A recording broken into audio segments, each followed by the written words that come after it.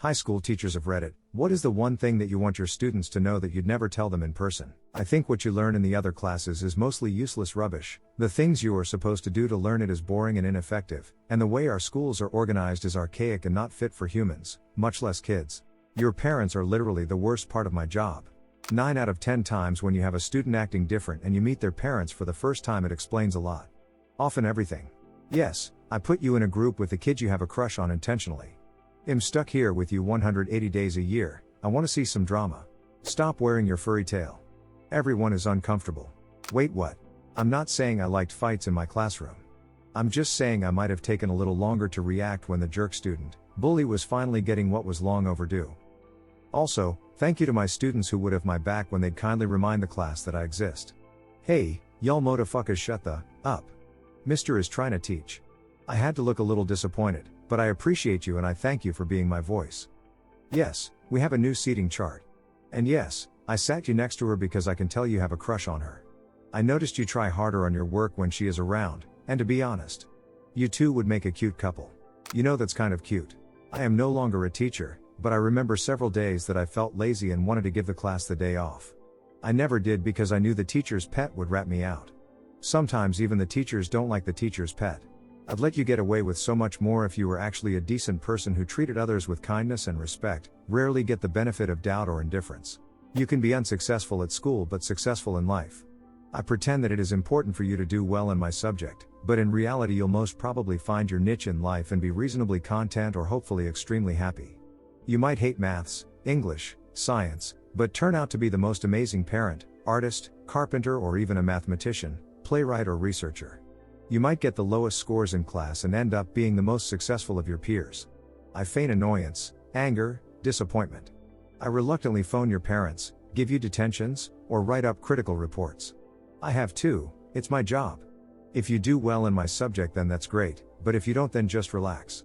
We can't all be good at everything. Oh, and do you think you hate exams, tests, and homework? Your mild dislike of the work is a mere candle flame compared to the hatred that burns like a million suns, that I feel when I have to, mark it. If you're nice to me and aren't disruptive, I'll always work the numbers in your favor when it comes time to post grades. I teach middle school in Taiwan. My students are 60% ESL, 30% intermediate English proficiency, and 10% native fluency, only have 42 students, so this number is pretty on the money. I want to tell them this, I'm not an idiot. When you are ridiculing me in Chinese, I've picked up phrases and know which ones you are using. Don't act surprised when I give you detention for calling me Bendon, dumbass, or Beichi, idiot. I know what you're saying, Bendon. Trying hard is necessary but not sufficient for most accomplishments. Intelligence is necessary but not sufficient for most accomplishments. I can't tell the sweet, hardworking but unintelligent kid he won't be a doctor. I can't tell the smart but lazy, he won't be a doctor. Both end up in my remedial class and blame being in remedial class on mean teachers labeling them. I appreciate childhood as the time for dreams, but it means people make terrible decisions when they don't understand that we just put them at the highest level we think they can pass. We don't know why they are years behind their peers, just that they are. I try to see potential and inspire kids to try their best, I really do. But there's not a lot I can do if someone is dedicated to hiding their low intelligence by trying to appear as a lazy, instead, or trying to hide their higher intelligence by pretending to be unintelligent to get easier work. Yelling in the hallways doesn't make you a badass. Teachers are yelling in their heads all day long. I can see who you have a crush on in the classroom. The smell doesn't magically disappear between the parking lot and my classroom. We can smell the. Seriously, at least wait until after school. I think what you learn in the other classes is mostly useless rubbish. The things you are supposed to do to learn it is boring and ineffective, and the way our schools are organized is archaic and not fit for humans, much less kids. Look, obviously I am on Reddit all day too, or I wouldn't be posting here, but for the love of God, can you please pretend to be working so I can go back to being disappointed by reposts? If your parents email a teacher and argue with them, the whole staff knows. At least at my school. That we have much better hearing than you assume. We just choose our battles as it pertains to inappropriate comments. And sometimes I pretend not to see that thing you did just because I too found it humorous, and speaking to you about it would only result in me cracking up. If I know your name by the third day of a new school year, that means you're probably in. When you think you are being genius by getting me to talk about random things at the beginning of class instead of teaching, I'm really allowing it to happen. BC, I don't have enough plan to cover a full class. I'm a bus driver. Sit the down, you will die if I crash. You don't need anything I teach you to be successful in life. Math is about learning to think, not graphing functions and solving equations. Below, people assuming I don't know where the math I teach is used. I promise I do. The point I'm making is that we don't care if the general population can solve polynomial equations, we care that they learn to think. I can definitely hear the horrible things you are saying. Yes, I see that you are on the other side of the room. I may be old to you, but I am certainly not deaf. Also, that teenage boy is definitely going to buy you a Big Mac in exchange for 100 out 100 times. You are right. The administration is completely out of touch when it comes to technology. I also work better while listening to music on my phone. That my students are the reason why I am second guessing having my own kids. I teach middle school, not high school, but for me, it's that I know, sucks at home. I see it every day when you come into my class. I see the tears you're hiding, the pain behind the class clown smile, the emotional fragility behind your tough guy persona. I know exactly what it's like to come from a broken home. I wish I could do something, but until you come to me, all I can do is try and let you know, with a look, a smile, a subtle turn of phrase, that I'm always there for you when you need an ear, or a shoulder. Please stop drooling in the classrooms, that's what the bathrooms are for.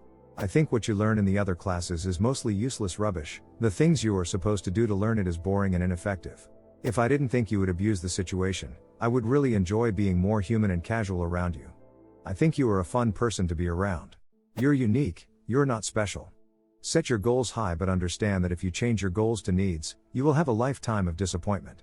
I would honestly tell my little kindergartners that life is tough. I love you. Many of you can't count on your parents at all, you're poor and have to work harder. I need you to understand how important your education is for having a better life.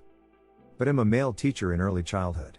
Distance is very important, and can't afford to have a parent go all mama bear on me. So I just do my best to make them feel valued in my class. The odds of you using any specific piece of knowledge you learn in high school is slim. The odds of you using some piece of knowledge from high school is near absolute, and you have no idea what it's going to be or when it will happen, so you may as well try it all of it. The biggest thing you're going to learn is how to learn. To my freshmen, yes, I always know when you didn't do my math because you stayed up late playing Fortnite, you added me as a friend on Epic, so I see that. Also, the amount of homework not done in lower grades when new battle passes come out is so coincidental. Your sense of entitlement is most likely acquired from your upbringing, so parent-teacher conferences to discuss your grades aren't going to do, when the parents just blame us, despite you putting in little to zero effort. My gamer tag. I usually say Teresa policy against it, but there isn't. I just don't want to play Overwatch or whatever with a bunch of relatively good kids who turn into total monsters when they play video games. If I tell the cool ones, they'll get around. I love these posts because the comments are generally well formatted. Thanks, teachers. I don't care that you came to class. Just stop interrupting class, and for God's sake, don't touch any power tools while you're. I taught after school care/summer school for a year, and I want so badly to tell them that. Exclamation mark, now is a great time to find out who they are and to stop parroting what they hear other people say. 2. Stop trying so hard to make Jamie like you and be your friend, because even though you and Jamie have been friends since pre-K, people growing apart is normal and Jamie is a manipulative minge muffin. 3. I kept Owen and other troublemakers close to me in class because giving them just a little positive attention was infinitely preferable to giving them all of my attention in a negative light. Plus, maybe they just needed someone to listen and give them one-on-one, which I'm happy to do. 4. It's useless saying it because it's not going to make a difference, but this week's crisis won't matter next year or maybe even next week, and it certainly won't matter on your deathbed. You're not going to be YouTube famous, sit down and listen. A lot of us probably drink, smoke, sleep around, etc. more than you do, and hearing you talking about it and trying to hide it as if it's something we wouldn't know about is richly ironic. A few off the top of my head. Just because I like you as a person doesn't mean that I won't fail you. Being smart isn't a justification for being lazy, and I can't pass someone that never hands in work. I moved you away from your friends because they were taking you down with them. You have a real future in sports, but you need to pass my class to play them. Your friends were making you fail, and if you don't get to play volleyball, I don't know what kind of future you have in front of you. I wish that the positivity that you get in my class could follow you home. I've met your parents and they are a nightmare. I do my best to encourage you here, but I know that, some days, that just might not be enough. I have never and will never find a student intimidating. That's why I laughed at you when you asked me if I knew who your father was. Yeah, he's the manager of a car dealership. That means nothing to nobody.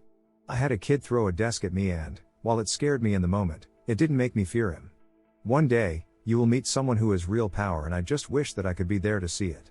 If you are stupid enough to have filmed yourself doing something that can get you in trouble, especially legal trouble, for the love of God, don't post it online. I hate the texts as much as you do, but everyone just shrugs when I suggest changing them up. I'm sorry they made us keep that awful after book on the list. I genuinely offered to buy them all back from students so I could burn the waste of time that they are. You can't, a bullshitter. I can tell 95% of what you're saying is a lie, so stop. One day you're going to come across people who are not being paid to tolerate you, and all of a sudden life is going to become considerably more difficult. One of the most valuable lessons I can teach you is to fake looking busy. If we're supposed to be working on an assignment or reading or whatever, and you see me coming your way, at the least have a piece of paper on your desk and a pen in your hand and some on your paper, and then I won't bother you.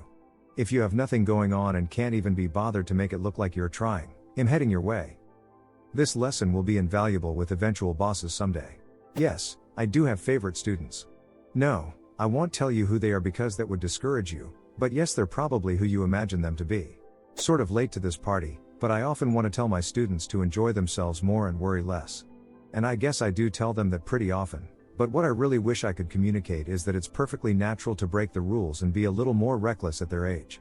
This would be pretty irresponsible of me to tell them, as kids need their teachers to be role models of good impulses, not bad impulses. But sometimes I want to. Kids today seem very frightened of the future and don't want to take chances, especially when it comes to having fun. I don't blame them based on the environments they are raised in. Also, if they have an A+ in my class, they can make a low F on the final and still wind up with an A. I don't know if Therese an exact quoted use, but I wish I could let my students know how dumb they look sometimes. And how they need to relax and stop taking themselves so seriously. I also frequently find myself wishing I could rag on kids' clothes/hairstyles that they've obviously put way too much time/money into, but these thoughts only cross my mind when they're being. That's the unprofessional/petty stuff I'd say. I could think of something much more wise, but it's my lunch break and Friday and my brain is fried from trying to keep these together a week before finals. I encourage my worst kids as much or more than my favorites because I don't want them back in my class next year. I used to teach English to high schoolers in France. Most of my students were really good. A few of them I would have really liked to say to their faces that they were little, and need to work on not being such douchebags. If you're in class, we can tell. Till all my teachers totally knew I was high all the time. Thank you guys. As a student, you just made me paranoid that all teachers secretly hate me and think I'm stupid. I knew you were cheating, so I gave you a test with the answers in a different order for the rest of the semester. You clearly weren't very bright to figure it out, and yes, I am that spiteful. It was easier than reporting the cheating. Hey, thanks for subscribing and liking. It really means a lot to me. While you are here, feel free to hop on over to the last video. See you there. Ronnie.